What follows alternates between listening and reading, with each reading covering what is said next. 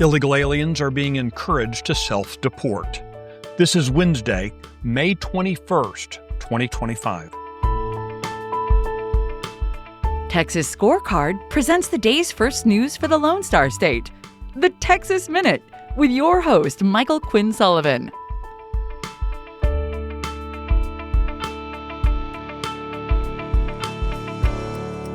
Well, we're already halfway through the week. Thanks for spending part of this Wednesday with the Texas Minute. A member of the Texas House wants you to believe he didn't actually intend to support the language that he himself advocated be inserted in critical legislation. If that confuses you, just imagine what he's trying to do to his voters. More on that story coming up. Texas could soon become the largest state in the union to enact bell-to-bell, no-cell policies at public schools. Bipartisan legislation passed the Texas House back in April that would restrict students' use of cell phones at school.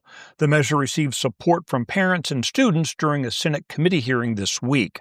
The measure was authored by Republican State Representative Carolyn Fairley of Amarillo.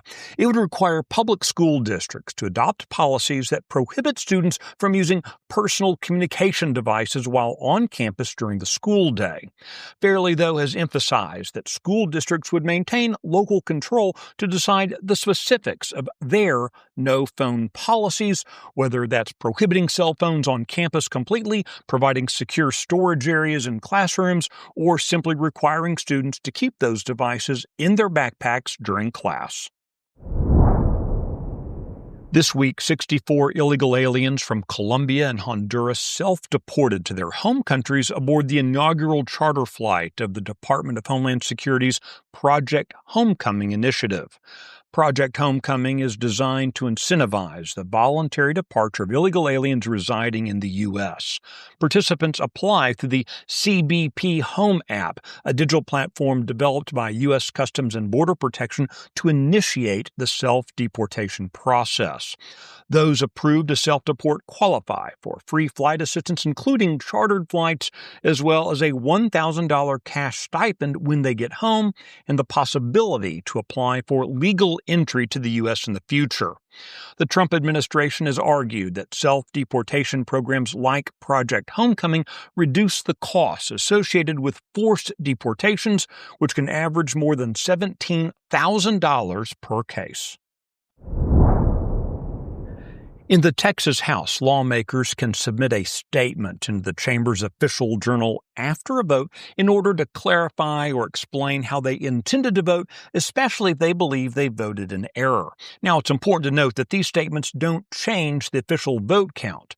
In recent years, some lawmakers have inserted House journal statements long after the actual vote in order to guard against potential vulnerabilities in their re-election campaigns.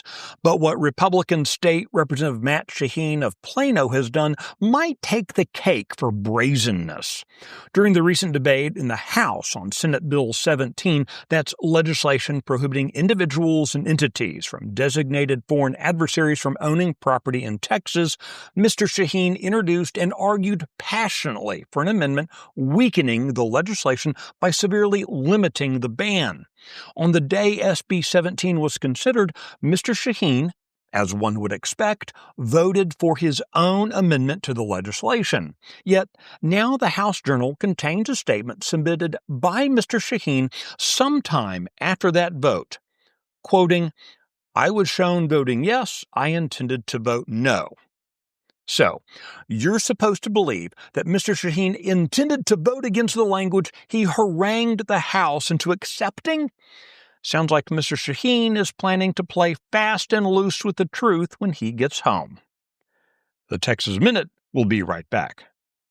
Do you feel increasingly isolated? Like the world has gone insane and you are part of one small, clear-headed remnant? Let me be the first to tell you, you're not alone. I'm Sarah Gonzalez, and on my new show, Come and Take It, I'm going to call out the crazy so you can be empowered to change Texas and the nation. Overcome the schemes of the left designed to keep Texans paralyzed and silent. Watch or listen to Come and Take It today.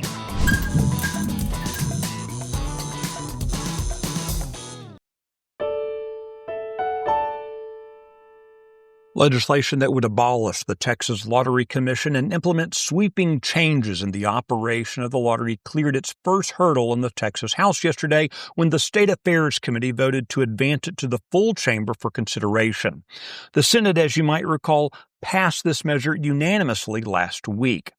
Since its founding, the Lottery Commission has been mired in controversy, but recent concerns about accountability, unlawful expansion, and money laundering have thrown the agency into crisis.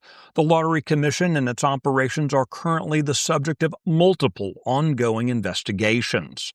Abolishing the commission and tightening controls on lottery operations are seen as a last chance for the beleaguered Games of Texas. If the lottery fails to operate within the lawmakers' new parameters, it could be permanently shuttered in 2027. You can find details on all the stories mentioned today and keep up with the latest news by visiting TexasScorecard.com. This edition of the Texas Minute was produced by Nick Shepard and based on the original reporting of Aaron Anderson, Sidney Henry, Brandon Walton, and Daniel Greer. I look forward to seeing you out around the Lone Star State. Have a great day.